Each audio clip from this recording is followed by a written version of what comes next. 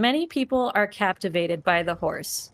They are strong, beautiful, and emotionally intelligent creatures that have been by humanity's side for thousands of years. The relationship humankind has forged with horses has shaped the course of human history many times over. Looking into the eyes of a horse, I have felt the ancient connection that generations of people and horses have shared before me. But there is a question that occasionally pops into the back of my mind. Who saw this 1,000-pound prey animal that is scared of strong wind gusts and dies when it has stomach gas and thought, I want to ride that thing?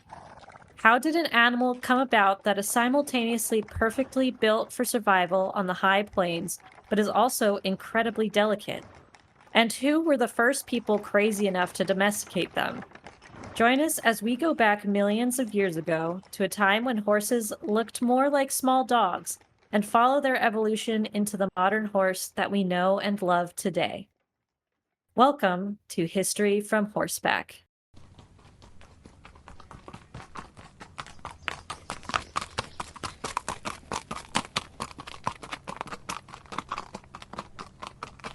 Welcome to History from Horseback, a podcast for the history buff and horse enthusiast.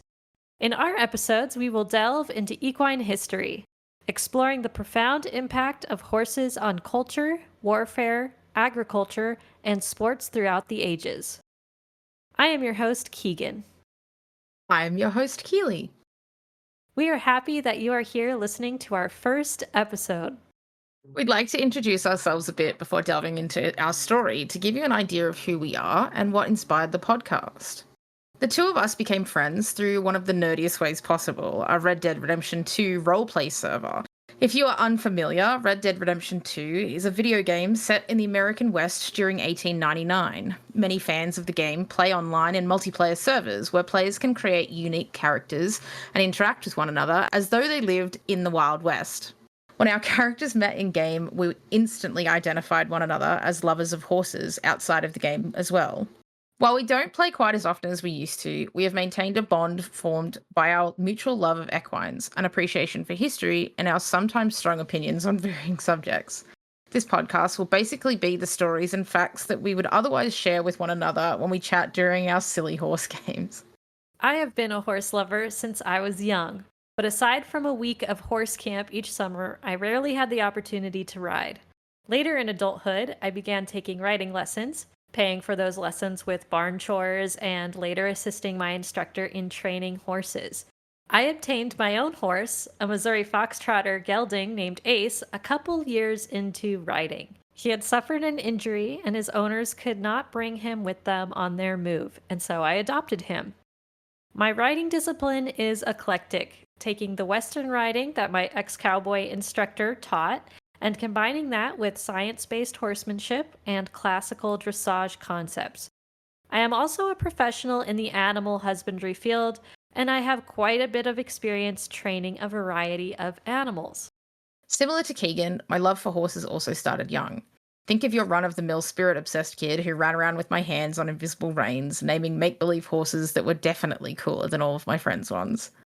The only riding I ever did when I was young was on vacations to island countries that took me around at a walk, and those being some of the happiest memories I remember. About a year ago, I started proper English lessons at a local riding school in my city. I'm currently working on my balance and canter seat. I've always had a passion for classical dressage, becoming far more invested in the Western European League after I moved to Germany for 3 years. My opinion of that same league has shifted over time, but I still take a lot of inspiration from riders such as Rainer and Ingrid Klimke, Boyd Martin, Ros Cantor, and plenty more. Above everything, I love to learn. My current interest is colour genetics, as well as improving my eye for conformation. What self-respecting horse girl doesn't love a good color genetics? It's just so cool. It's like, and when I'm in Red Dead, I'm like trying to explain to people why you can't breed two frame overos together. And they're like, why does that happen? And I'm like, we don't know. It just does. Yeah, We don't know. Because I can't say genetics. Yeah. No one knows what they are. As the intro implied, today's topic will be the origins of the modern horse. I'd like to take a moment to acknowledge today's sources.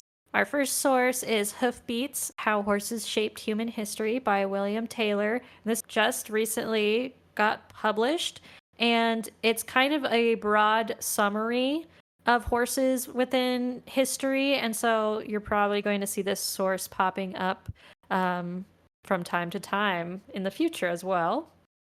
We also have Horse Evolution, which is an article or a web page kind of written by Kathleen Hunt in 1995. It's a pretty well-researched summary of horse evolution. However, since it is pretty old at this point, I did supplement it with more up-to-date information from other museums of natural history, their web pages, as well as Britannica. And then finally, for some of the most recent articles that I looked at as far as equine evolution and the domestication of horses goes, I looked at some articles called The Origins and Spread of Domestic Horses from the Western Eurasian Steppes and Widespread Horse-Based Mobility Arose around 2200 BCE in Eurasia. A little disclaimer, I had to simplify and summarize a lot of things in this episode, so it's not going to be all-encompassing by any means. Mammalogists, paleontologists, archaeozoologists, they all really love teeth and skulls and bones and the shapes that those different things come in. Typically, the average person doesn't really pay a lot of attention to little fine details. So if you are interested in these kinds of things and want to go a little bit further in depth in it, I recommend doing your own research, looking further into it. We will be linking our sources in the description, so feel free to reference that.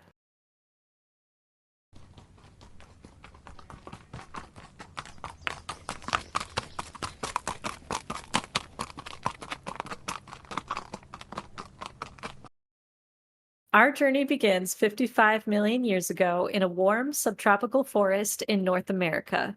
A small dog-like mammal picks its way between the roots of dawn redwoods and palm trees. A rodent scuttles into the ferns nearby, causing the creature to turn its short snout in the direction of the noise. Pausing for a moment, but seeing no danger, the mammal continues its search along the forest floor for fallen fruit, tender fern fiddleheads, or the occasional bird egg. Believe it or not, this tiny creature with an arched back, tiny legs, and a long tail is actually the earliest ancestor of the modern horse. It is a member of the Hyracotherium genus, also called Eohippus or dawn horse, and it calls the tropical and subtropical jungle its home. Its feet have 4 toes in the front and 3 toes in the back, and on the tip of each toe is a hoof-like cap. From Eohippus, we see several other early equids arise, namely the Orohippus 50 million years ago and the Epihippus 45 million years ago. Very similar to the Eohippus, the main difference is that both newer genera have more molars for eating slightly tougher vegetation. Time marches ahead, and about 40 million years ago, we see a new player take the field: grasses. Global temperatures cool and forests shrink, leaving space for fast-spreading grasses to take root. Suddenly, a new food is present for early equids to take advantage of. We find our new equid, the Mesohippus, browsing along the edge of a forest and a meadow. It is taller than its previous counterparts and has a flatter back in addition to a longer snout. Its large head allows plenty of space for its several large molars to grind the tough leaves and grasses that it plucks from the ground. Taking a step forward with its 3-toed feet, it lifts its head at a rustle of movement ahead. A Myohippus emerges from across the meadow, larger than the Mesohippus and slightly better equipped for the increasing amount of open spaces. With the end of the Eocene and the beginning of the Miocene period about 24 million years ago, where there once was a landscape dominated by trees, there are now grassy plains stretching in all directions. A small group of Parahippus graze on the open grassland. Parahippus is the product of a 3-way speciation of Myohippus, and it is the solution to the grass problem. So eating grass is no easy feat. Grass is fibrous, tough, and contains silica, which can quickly wear down the enamel of teeth. The herd of parahippus don't mind, though, as their massive heads hold a secret. Long and thick tooth caps on their many molars prevent their teeth from wearing down to the gums. By 17 million years ago, we see an animal that truly begins to resemble the modern horse. A herd of Merychippus all stand at around 10 hands high, the tallest equids have been yet, and they graze together on the open plains. An explosion of movement causes the equids to spook, and soon the entire herd thunders away. Only one toe, covered in a large hoof, hits the ground, despite each foot having 3 toes. As each foot hits the ground, the animals spring forward with surprising speed and force. Spring-like ligaments in their fetlocks allow for incredible speed and endurance when crossing the open landscape. Around 15 to 12 million years ago, several different one-toed equids arose. The genus we believe gave rise to modern horses was Dinohippus, which looked a lot like current horses with some slight differences. Around 4 million years ago came the genus we know as horses today, Equus. Each foot possesses a single toe covered by a large hoof and stabilized by ligaments to prevent twisting. Their faces are long to accommodate a series of large molars, and their necks are long and muscular to reach the ground from such a height. Their legs are long and powerful, perfect for propelling the animal across great distances at high speed. Around 2.6 million years ago, Equus was anywhere in the world that had grassland. Massive herds thundered across the Americas, Eurasia, and Africa. They were one of the most successful ungulates in the world at the height of their success. And then, around 1 million years ago, fossil records of Equus vanished from North and South America. This extinction event also saw the disappearance of many other notable Ice Age animals, including saber-toothed cats and mammoths. Scientists continue to debate over the reasons for the extinction, though it is likely a combination of many factors, including a change of climate, extensive hunting from humans arriving in the Americas, and other natural events such as disease and drought. There are some scientists who believe that the extinction of horses in North America was much more recent, and some who even believe that horses never went extinct. In the rest of the world, the 6 current species of Equus arose, including Equus caballus, the true horse, which includes the domesticated horse. You know, it's really interesting to me that in most modern media, I guess you could say, you don't really see any of these prehistoric equines, like outside of Equus, I think.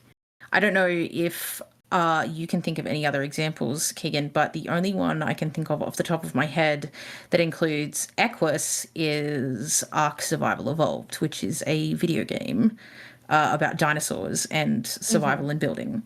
But outside of that, and to be fair, I am not that much of a dinosaur game buff, so I will admit that I have not really seen or looked into that many of them. But outside of that, I've really only seen Equus as a species that's used in these sorts of things.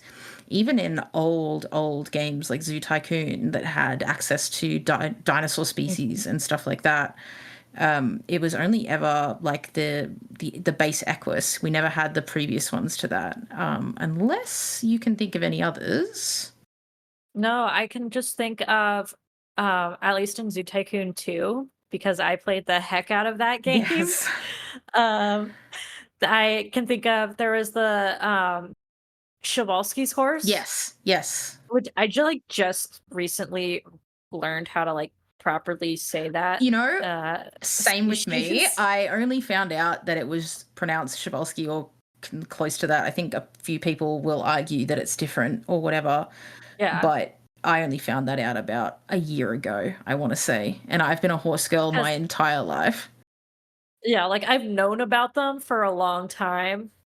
But you've always called them Przewalskis or something. Yeah, like Przewalskis or whatever. Yep, same here. But yeah, they have one of those, and it is in the endangered animals expansion pack. So it's an endangered animal, and then they have. Oh, I know too much about Tycoon too. I'm like obsessed with any zoo game. Very valid. And then in their extinct animal pack, so they have a dinosaur, and then they also have extinct animals. And with the extinct animals, they have quaggas, Oh, which is also yeah. Yeah, yeah. So because they're a zebra. yeah, and it's funny to me that I guess I wonder sometimes whether it's because if they put these animals in, one, no one would care about them, and two, they just aren't recognizable enough for people to realize that that's what they are. Like only the real sort of species nerds or like the people who pay attention to Mhm. super specific types of history like that would really know what they were looking at. I think you would find a problem where if people were looking for some sort of equine to be added to these sorts of games, they might complain if they saw something, added that wasn't that perfect, like picture perfect version of Equus that they always assume and Mhm. expect. So maybe that's got something to do with it, but it is very interesting Yeah. to me that you don't really see these sorts of prehistoric horses described or shown or included in things like games or even movies like Jurassic Park or Jurassic World or whatever. Like they only ever have obviously the big favorites that everyone wants to see. But yeah, they always just default to Equus because it's like, well, it's prehistoric horse, but it's also safe because we know that people understand what it is and recognize it. So Yeah, no, totally. That got me really curious because I was thinking about like Ice Age, like the Ice Age franchise, like oh movies. yeah. Because I'm Yeah, like, okay, yeah. if any like movie is going to have them in it, it would probably be that. So then I was looking it up, and I guess they have Eohippus, which is funny because that's like not the one that was in the Ice Age. That was one that was lived where when it was tropical. So that's kind of funny. That they didn't Uh, even include the specific Ice Age one. They just picked another one that was slightly out of the range. uh-huh. Man, the Ice Age franchise goes, it's too big. It's huge. It's huge. Yeah, I'm They're looking at their appearances now uh-huh. in the Ice Age thing. There's a lot of them. A lot of I- these things I've never heard of in the Ice Age fandom either. Yeah. Yeah. And okay, so Hyraxes were intended to ride them. Yeah, because the design of what I'm looking at, that really describes more to me like the Dino Hippus, the one that was around kind of more during like what we would think of as the Ice Ages. How many they got two toes, which also come on. They're odd-toed ungulate. What is this? Yeah, that's like the other problem that you face in like modern media and like like depictions of these animals is that there's Mhm. always something wrong with them. Like they're never accurate. Obviously, because one, when you're creating a character in a movie that's going to talk, it has to have like it's like Spirit having eyebrows, Oh, right? yeah, Like horses yeah. don't have eyebrows, but Spirit needs to make faces that convey emotions, so we're gonna give him eyebrows. Yeah. But I find a lot of the time that games or movies or shows or whatever will sacrifice accuracy for either the conveying of emotions Mhm. or making it look cuter or more inviting or basically more marketable Mhm. to the modern consumer, which is an obvious choice and understandable, but at the same time it's like this is a in I suppose in games that pride themselves on reporting accurately or report like showing things in a way or displaying things in a way that is really supposed to either educate or entertain. Most of the time they're going to side with entertainment rather than education because it sells better, and that's understandable, Mhm. but it is kind of sad in some places as well because you don't really get to see these sorts of creatures in modern media. You just sort of get the ones you're always expecting, like the Mhm. Przewalski or Mhm. Equus and stuff like that. So, And, like, hmm. I honestly feel like they were probably pretty cute looking. I mean, they're like little rodent-sized, dog-like creatures, Yeah. so it's kind of a And shame. and maybe it's one of those things that they just haven't tried it because most people just, when they look at that, they go, well, that is what horses used to be. And people go, I don't believe you. That doesn't look anything like what a Mhm. normal horse looks like. So they sort of have to default to these more recent, I say, being 2.6 million years, but whatever, Mhm. that more recent, more iconic looking equine that people know and expect when they see it. Absolutely. Well, I'm also looking at the Ice Age stuff, and they do have these things called mini corns, which so like, we're immediately moving out of the realm of like uh reality. So the Yeah, fact that exactly. we're like, they don't even have the right amount of toes, and then it's like, well, it's a unicorn. Exactly. And I specifically remember, if I'm correct, the original Zoo Tycoon having a cheat for unicorns anyway. It was like if you Oh, made I think so. Yeah, it was like if you made an enclosure and you named the enclosure Xanadu, eventually Oh, unicorns would show up on your available breed list. yeah. I do remember that as well. Am I a little bit embarrassed that I remember exactly what the word was that you had to name the exhibit? Yeah, A little bit, but hey, just self-reporting there for a little bit. that is fine. I love that. So now that we've reached the modern horse species, what happened to lead to humanity's domestication of the horse and the creation of hundreds of horse breeds? Well, humans and horses didn't start out with a partnership. In fact, early humans were one of horsekind's prolific predators. There's archaeological evidence that as early as 32,000 years ago, humans were hunting horses en masse. The way humans would catch horses is that they would usually try to drive them somewhere where they couldn't flat out run. Yeah. So that would either be like a salt marsh, or just a body of water in general. They're pinning them against that, or Mhm. even driving them into places where like valleys and gorges form, kind of make dead ends. Yeah, for sure.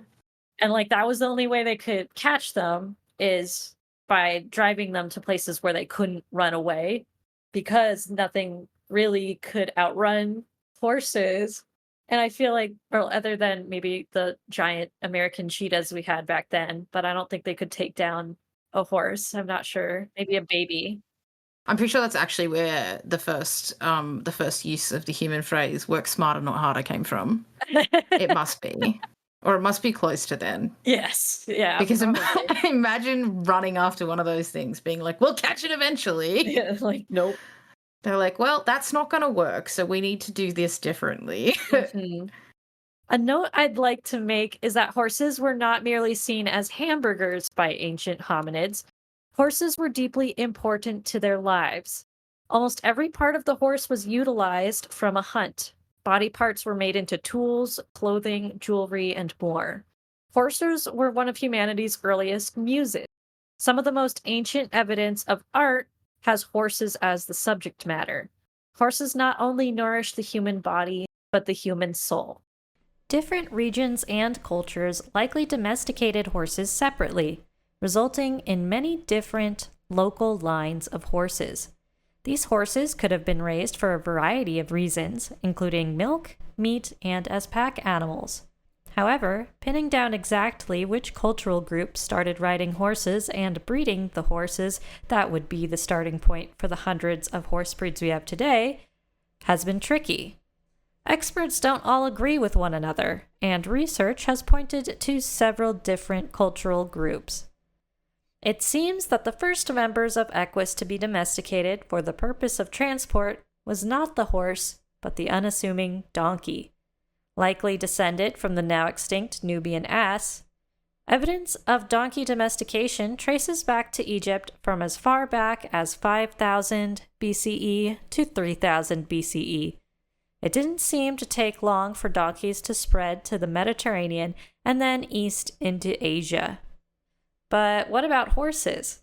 One culture that was considered a top candidate as the birthplace of horse domestication was the Yamnaya culture. Located in Eastern Europe, from the Black Sea to the Caspian Sea, from 3300 to 2600 BCE, these people led nomadic to semi-nomadic lifestyles. For a while, archaeozoologists were excited to discover a large amount of horse bones in Yamnaya sites, as well as equipment originally thought to be early bits and bridle parts. However, updated scientific studies have revealed that the bones were likely those of hunted horses, and the equipment previously believed to be bits were actually cattle nose rings. It is now thought to be highly unlikely that the Yamnaya had any domesticated horses, let alone ridden horses. The latest research published to Nature this year of 2024 may have finally laid the argument to rest, pointing to a specific culture in Eurasia.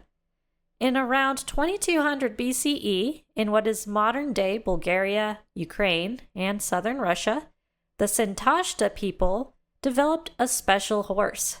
This horse, called the Dom-2 lineage, had a well-shaped back that was comfortable and easier to ride. However, it is unlikely that riding was the first form of transport involving horses. Instead, these horses were likely used for pulling carts and chariots. The increased mobility provided by horse-drawn chariots allowed for a massive spread of the Sintashta people, and in turn, their horses. This Sintashta-bred horse line spread throughout Eurasia and is likely the basis for all modern domestic horses to this day. I would love to see what that bred horse line looks like next to, say, the modern Arabian, or even like the Dali Arabian or the Godolphin Arabian, or like the Barbs of the time. Like, I would absolutely kill to see just a comparison chart of like what those horses looked like next to each other, especially like their skeletons. Like, not to be another person obsessed with skulls and teeth, but just like, can you imagine like how different they would be?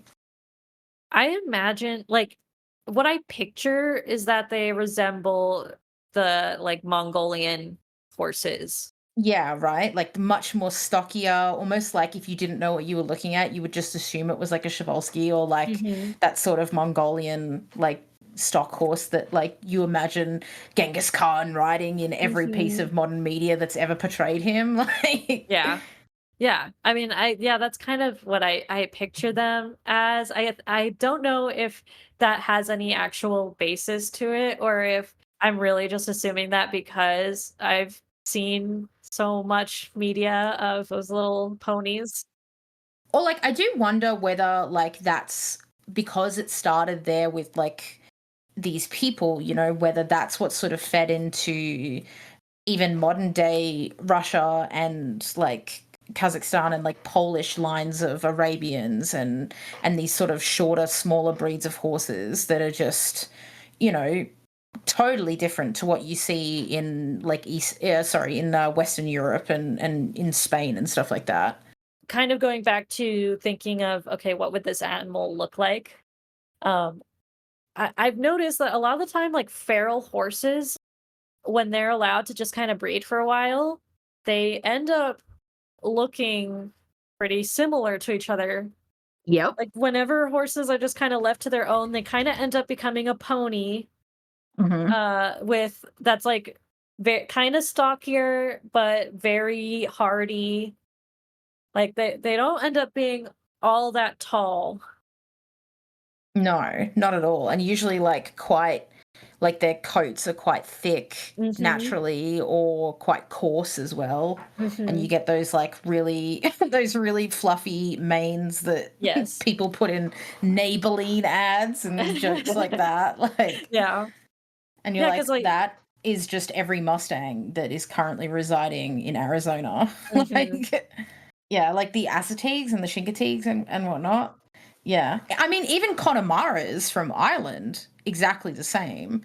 That sort of stockiness, like they're a little bit taller, I would say, but like not by much. It's probably just because they come from a colder climate, and they also, I think, had a few more interbred feral horses that were probably much taller because they're from like in places like Great Britain. But yeah, I mean, even the wild ponies that in England, like the New Forest pony, are exactly the same as well, you know? I think what I'm taking from this is that, like, that is the perfect horse. It's gotta be, right? Because it's adorable. Everyone loves it. Wide back, so easier and more comfortable to ride. Stocky, so it can carry a lot. And their hooves usually take care of themselves.